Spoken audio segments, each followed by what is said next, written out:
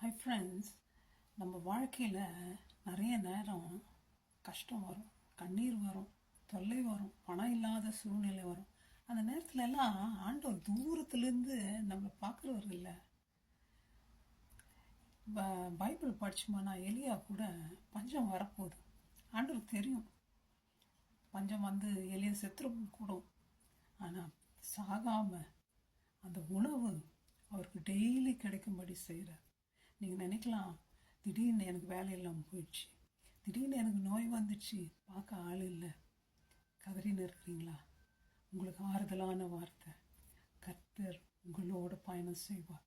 உங்கள் இல்லாமையில், உங்கள் கஷ்டத்தில், உங்கள் கண்ணீரின் மத்தியில் உங்களோட நிற்கிற தேவன். ஓடி போகிறவர் இல்லை, முதுக காட்டுறவர் இல்லை, சிரிக்கிறவர் இல்லை, ஏளனம் பண்ணுறவர் இல்லை. தூரத்தில் மைல் கணக்கு மேலே இருந்தாலும், வானங்களிலும் வானங்களிலும் வைத்து இருந்தாலும், தாழ பூமியில் இருக்கிற மனுஷனை எப்பொழுது நோக்கி இருக்கிற தேவன். பாட்டு இப்படியா சொல்லுதுங்க, அந்த பாட்டு பாடுறவங்களுக்கு. எனக்காக யாவற்றையும் செய்பவரே, எனக்கு நீ பயமில்லை உலகினிலே.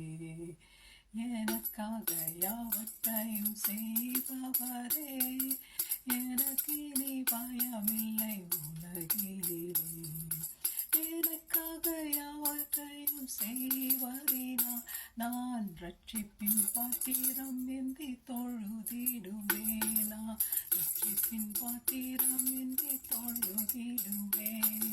பஞ்சத்திலே ஏலியாவு கப்பம் கொடுத்தார், பஞ்சமின்றி ஏலியாவை ஆசீர்வதித்தார்.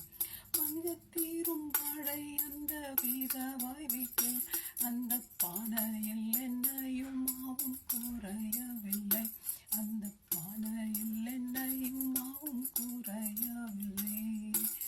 ஆகாயத்து பறவையை கவனித்து பார், விதைப்பதில்லை, அவை அறுப்பதில்லை, அவைகளை பிழை போட்டும் பரமபிதா நம்மை அனுதினம் அற்புதமாய் நடத்திடுவார்.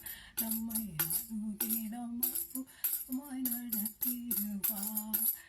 எனக்காக யாவற்றையும் செய்பவரே, எனக்கு நீ பயமில்லை உலகினிலே.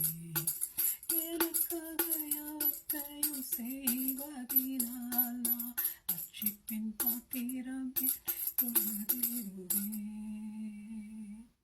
ஸோ நம்ம வேலை ரட்சிப்பின் பாத்திரத்தை எடுத்து ஆண்டவரை எப்பொழுது தொழுது கொண்டு துதித்து கொண்டே இருப்போம். ஆண்டவர் உங்களோடு இருக்கிறார். தைரியமாக இருங்க. May God bless you my friends. Thank you.